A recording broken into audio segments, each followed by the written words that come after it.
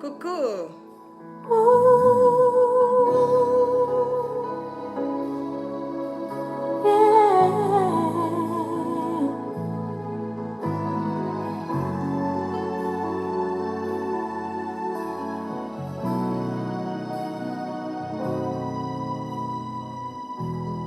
Tu es le Dieu de ma vie.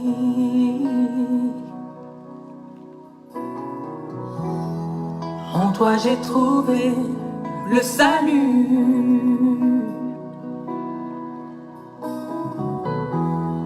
Reçois, oh Dieu, l'adoration d'un cœur que tu as sauvé. Je veux t'adorer. Coucou. Oh, je veux t'adorer.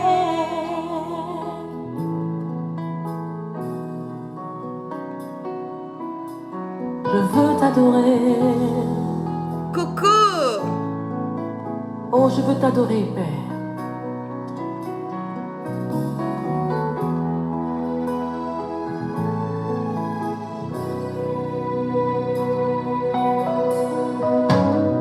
Père, nous t'adorons.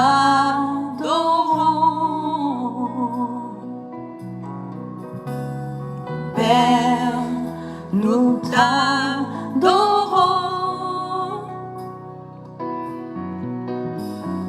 Père, nous t'adorons.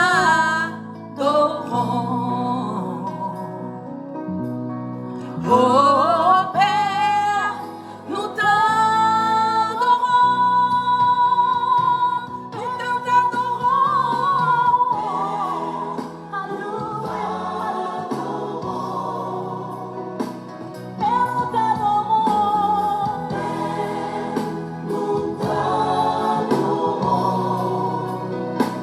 Père, nous t'adorons.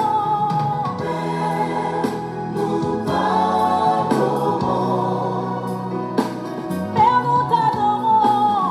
Père, nous t'adorons.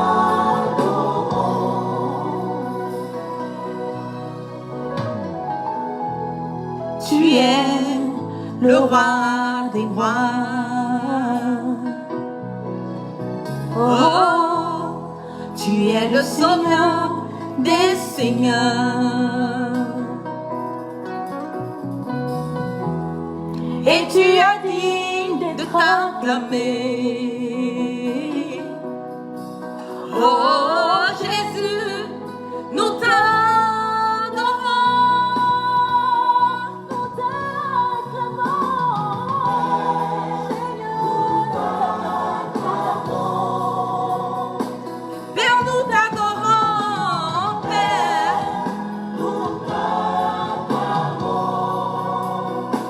Père, nous t'acclamons. Père, nous t'acclamons. Père, nous t'acclamons. Père, nous t'acclamons. Acclamons le Père, acclamons le Fils, acclamons le Saint-Esprit. Il dit l'acclamation. Le Dieu au-dessus de tout, celui qui fait des merveilles dans nos vies. Acclamez-le encore plus fort. Alléluia. Seigneur, merci pour ta fidélité. Merci pour ta bonté. Seigneur, merci pour ton amour. Oh, alléluia.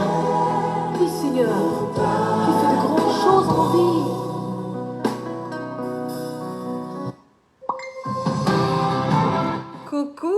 Coucou à tous.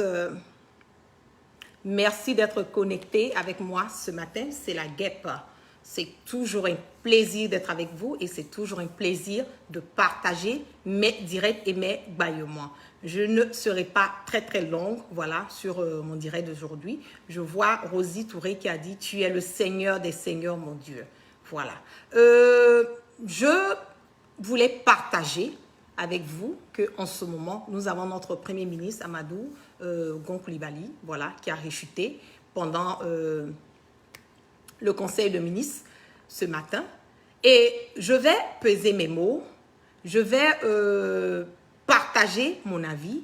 Je m'excuse d'avance, mais je pense qu'il est important pour nous, voilà, aujourd'hui, de pouvoir regarder dans un autre sens. Voilà, il faut le reconnaître que ce monsieur, ça fait plus de 2 mois et demi, voilà, qui traverse un moment très dur, un moment qui est vraiment, comme on le dit, qui a été très crucial dans l'histoire, voilà, de la Côte d'Ivoire, il faut le préciser, voilà.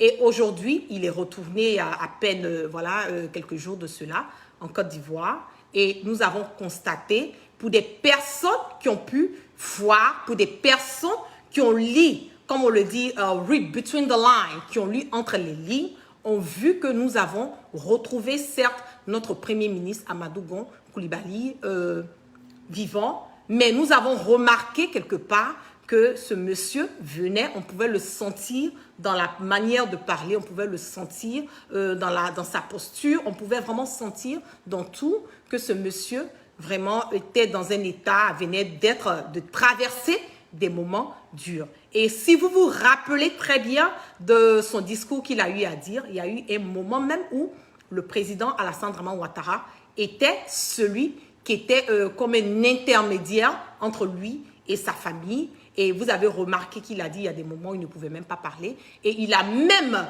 d'après lui-même, c'est dire, il a eu même à briser le secret qui était entre lui et la première dame Dominique Ouattara, en disant que vraiment, elle lui a dit, tu vas revenir fort, tu vas revenir encore plus puissant et tout. Et ce sont des paroles que nous avons vues, ce sont des paroles que nous avons senties, que indirectement, ce monsieur, il faut le dire, il faut le préciser, a vraiment eu à traverser des moments très durs.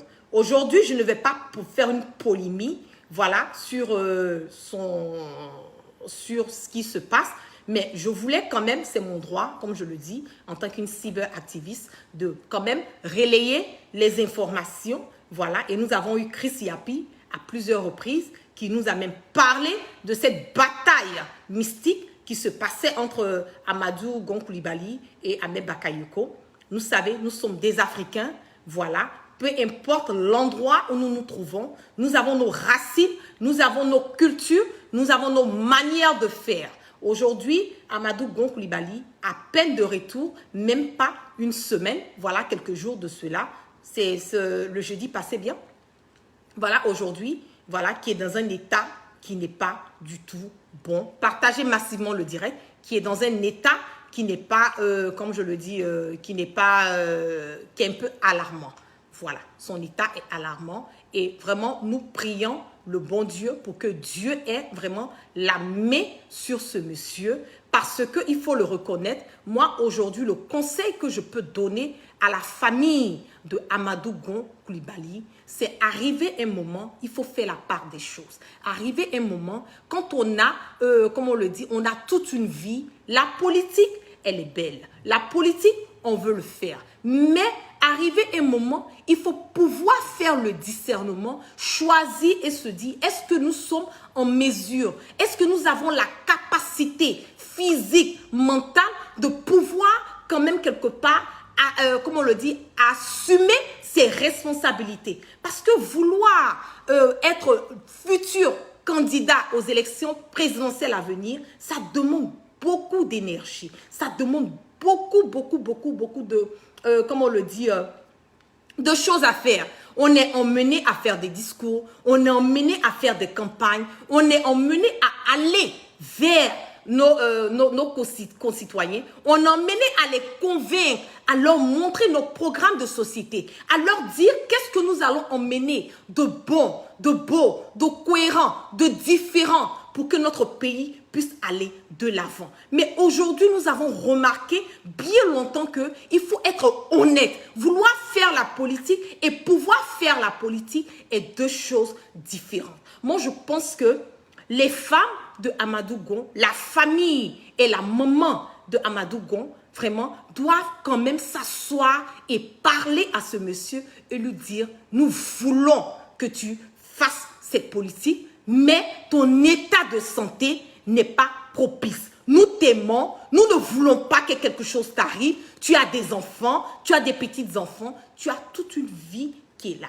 Tu peux faire ta politique autrement. Mais une responsabilité d'un chef d'État, c'est une lourde responsabilité. Une très lourde responsabilité. Et pour moi, aujourd'hui, d'entendre que ce monsieur a rechuté, il faut le dire, nous sommes des adversaires politiques. Et je ne fais que préciser cela dès le départ. Depuis la première fois que M. Amadou Gon Coulibaly a été transféré sur Paris, je l'ai toujours dit. Nous sommes des adversaires politiques. Nous ne sommes en aucun cas des ennemis. Nous ne sommes en aucun cas des ennemis. Si nous sortons quelque part pour relayer les informations, c'est parce que nous sommes mis dans une position où nous avons un gouvernement qui ne prend pas ses responsabilités. C'est ça qui est la vérité. Donc, nous sommes obligés de hausser, de donner les informations et il faut que les Ivoiriens comprennent. Voilà, le fait que la guerre sorte et donner les informations ne veut pas dire que je n'ai pas d'amour ou bien de sympathie pour ce monsieur. Non, ça n'a rien à voir. Mais c'est un candidat. D'abord, c'est le Premier ministre, c'est mon Premier ministre. Donc, c'est mon droit et devoir de savoir quel est l'état de santé de mon Premier ministre. Et secondo, c'est un candidat aux élections présidentielles à venir. Ne restons pas et ne mélangeons pas, voilà, la réalité et nos émotions. C'est ça qui est la vérité. C'est un candidat aux élections présidentielles à venir. En tant que citoyenne aussi ivoirienne, je dois me rassurer que celui qui va prendre la relève à la tête de mon pays est quelqu'un qui est apte physiquement d'abord et mentalement à pouvoir gérer mon pays. C'est de cela qu'il s'agit. C'est ça qui est la vérité. Donc, ne rentrons pas dans nos émotions. Faisons la part des choses.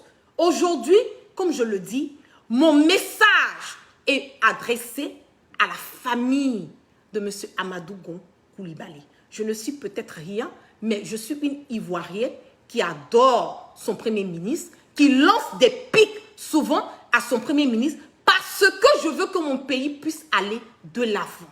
Parce que j'ai l'amour de mon pays, j'ai l'amour de ma patrie. C'est pour cela, je veux que les choses changent. Je veux voir une démocratie dans mon pays. Je veux voir une cohésion. Je veux une liberté d'expression. Je ne veux pas voir des personnes incarcérées pour leur choix politique. C'est pour cela que plusieurs personnes, comme moi, nous cherchons quelque part à hausser nos voix pour que nous puissions avoir ce changement dans notre pays. C'est pour cela. Et il faut le remarquer, je l'ai dit dès le départ, je dis Alassane Dramane Ouattara n'a pas l'intérêt de Amadou Gon Coulibaly à cœur. Je l'ai dit à plusieurs reprises et je ne fais que insister là-dessus. Parce que quand tu aimes quelqu'un, quand tu connais l'état de santé de quelqu'un, quand tu sais que cette personne n'est pas apte physiquement à pouvoir gérer ou bien même à pouvoir assumer une responsabilité en tant que quelqu'un de cœur qui a l'amour pour cette personne, c'est ton droit et ton devoir de dire « Je sais que tu veux être le candidat du RHDP. Je sais que tu as cette passion de vouloir un jour gouverner le pays, mais pour l'amour que j'ai pour toi, je préfère que tu t'abstiens parce que plus tu t'abstiens, plus je t'ai. Plus je te mets dans cette posture, plus je te pousse à l'abattoir. Alassane Dramane Ouattara n'a jamais aimé Amadou Gon Coulibaly. Il a toujours été celui qui est là pour ses propres intérêts. Il a toujours voulu que Amadou Gon Coulibaly, moi je le dis, il a été utilisé. Ce monsieur est utilisé à la guise de Alassane Dramane Ouattara. Il est utilisé. Amadou Gon Coulibaly aujourd'hui, quand je m'assois et que je fais mon constat personnel, je vois que ce monsieur est utilisé, a été utilisé, est en train d'être utilisé à la guise de Alassane Dramane Ouattara pour pouvoir quelque part gérer et protéger ses intérêts. Il n'a que dalle de la santé de Amadou Gon Coulibaly. Nous qui sommes là aujourd'hui en train de hausser nos voix, indirectement, nous pouvons dire que c'est nous qui aimons Amadou Gon Coulibaly. C'est nous qui attirons l'attention du Premier ministre et de sa famille. Mais malheureusement, en Afrique, quand tu dis la vérité, nous sommes vilipendés, nous sommes lynchés. C'est une triste réalité. On ne voit pas le sens, la valeur et le contenu du message qui est lancé. On voit le superflu. Non, elle est soroïste. Voilà, c'est pour cela. Ça n'a rien à voir. Nous sommes tous des êtres humains. Nous sommes emmenés à mourir un jour. C'est ça qui est la vérité. Donc, nous devons poser des actes et voilà, se rassurer que nous sommes vraiment dans quelque chose de bon, dans la vérité. Aujourd'hui, pour moi, je pense que le focus, la décision, la vie de notre Premier ministre est dans la main de sa famille. La vie de Amadou Gon Coulibaly est dans la main de sa famille. C'est à vous de décider. C'est à vous d'emmener notre Premier ministre à comprendre que vous l'aimez, vous voulez de lui auprès de vous. Donc pour cela, vous allez quand même imposer, l'emmener à comprendre que il est temps pour lui de se reposer. Voilà, il est temps pour lui de se reposer. Il est temps pour lui même de chercher quelque part à guider. Pourquoi pas la nouvelle génération avec toutes ces connaissances qu'il a eu à acquérir. Il peut contribuer à la vie politique sans forcément être au devant de cette vie politique. Il peut être, comme les Américains le disent, dans le background. Il peut être en derrière. Il peut être celui qui va donner des conseils. Nous ne sommes pas parfaits. Demain, pourquoi pas? Peut-être que moi, la guerre, avec tout ce que j'ai eu à dire, oui, nous sommes en politique, tous les coups sont permis, certes. Mais demain, peut-être c'est moi, je vais venir vers M. Amadou Gon Coulibaly pour dire, donnez-moi des conseils. Est-ce que je peux faire comme ci? Est-ce que je peux faire comme ça? C'est la vie. C'est ça la vie. Ne prenons rien en mal. Aujourd'hui, pour moi, le focus de ce direct, c'est de souhaiter un prompt rétablissement à notre Premier ministre Amadou Gon Coulibaly, que la main de Allah subhanahu wa ta'ala soit sur ce monsieur, que Dieu fortifie son cœur. Et la seule remarque que j'ai faite, quand il est venu, il a glorifié Alassane Dramane Ouattara. Il a dit merci à Ado, parce que c'est grâce à lui qu'il en vit. Mais notre Premier ministre, notre papa Amadou Gon, a oublié. Dieu, c'est un Dieu miséricordieux, mais c'est un Dieu qui est jaloux. C'est un Dieu, quand il pose un acte dans ta vie, il faut toujours lui dire merci. Il faut lui montrer qu'il est au-dessus de tout, qu'il est comme on le dit, l'ultimatum, qu'il a le dernier mot. Il est l'alpha et il est l'oméga. Notre papa Amadou Gon Coulibaly a fait son discours, mais il a oublié de dire merci à ce Dieu, à ce Allah, à ce Subhanahu wa ta'ala qui a permis pour qu'il puisse se relever. Il a oublié, mais je pense que ça a été un oubli et je prie le bon Dieu de ne même pas regarder ce côté et de donner la force à notre Premier ministre parce que nous l'aimons, nous avons besoin de lui. Et si je vais parler sur le côté politique, il a besoin de s'établir parce que nous allons le gagner dans les urnes. Voilà, ça c'est mon petit mot à dire. Donc franchement, merci à tous ceux qui sont restés connectés avec moi ce matin. Que la grâce de Dieu soit toujours sur nous et que Dieu, dans sa miséricorde, pardonne toujours nos péchés et qui nous emmène le sens du discernement. Merci à tous, plein de doigts pour notre Premier ministre et pour toute sa famille. Que Dieu vraiment les fortifie et leur donne le courage, encore une fois de plus, de pouvoir surmonter voilà, cette épreuve. La maladie, c'est pas facile. Voilà, c'est pas facile et je sais que Dieu va entendre nos prières. Donc, peace and love à vous, que vraiment Dieu ait la main sur notre Premier ministre, qu'il pardonne ses péchés et que c'est tout ce que j'ai à dire. C'est décevant, c'est dommage, mais c'est la vie. Voilà. Peace and love et soyez bénis.